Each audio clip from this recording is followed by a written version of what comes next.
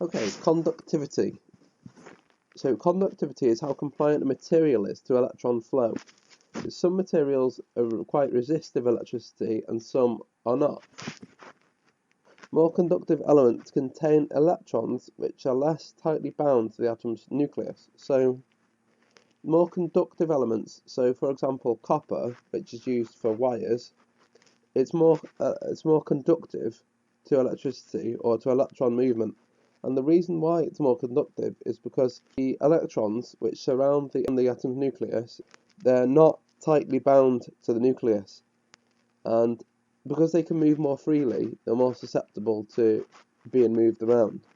But with some elements, the electrons are held tightly to the atom's nucleus, and when they're held tight to the nucleus has more of a grip on them, and they're not able to be released, or they're not as free to move around.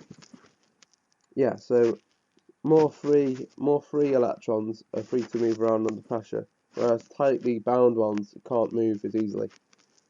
And of course, if they can't move as easily, then it's not going to be very good for electricity, because the electrons can't flow and therefore move their charge.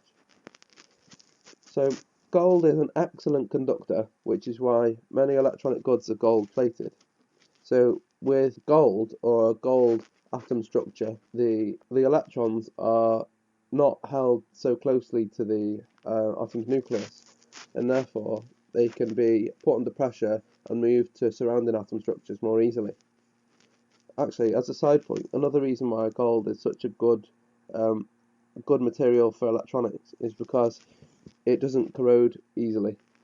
So the opposite of a conductor is called an insulator, and plastic's an excellent insulator, which is why electrical plugs are made from plastic, and light switches and stuff like that are made from plastic called polyurethane, and it's an excellent insulator.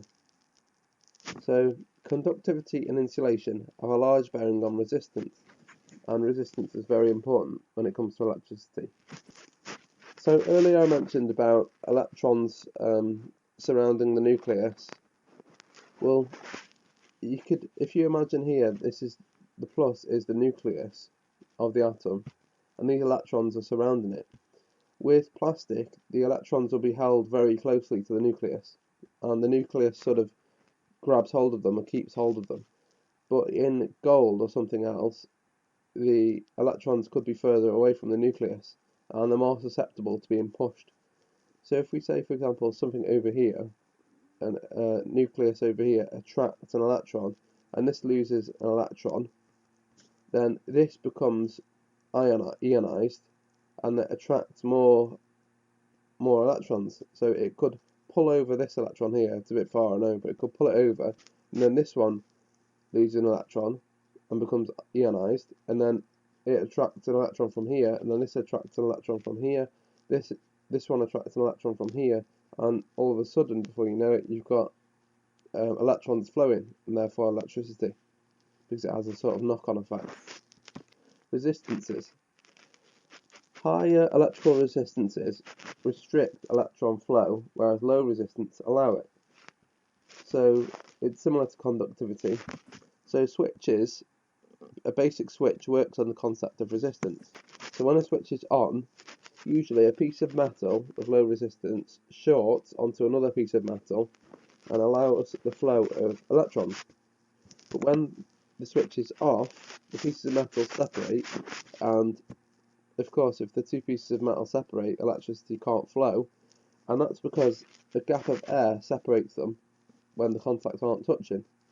And air is not a good conductor of electricity, it's a very poor one, and therefore it pretty much stops any flow of electrons, which stops the circuit.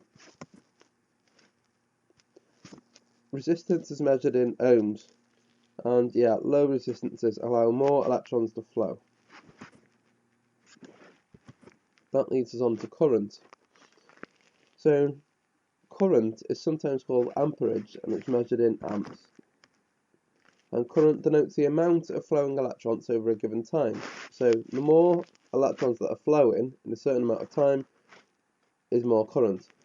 So since current is the amount of electrons over a certain time, and each electron carries a tiny charge, you can see current as the strength or magnitude of the flow. So it's kind of like, yeah, it's like the amount of electrons, it's the potency or something, if you like. It's quite hard to explain, but yeah, it's like the strength. So more current can flow in materials with lower resistances. We've kind of already gone through that.